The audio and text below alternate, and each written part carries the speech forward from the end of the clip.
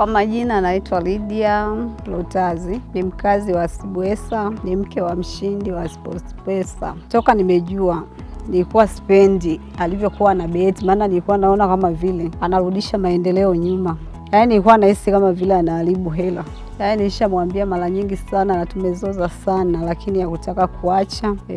Ilibidi tu ikafikia muda nikaamua tu kumwacha, nikaachana naye, nikaamua kuacha maana nikaona ndio kazi aliyochagua.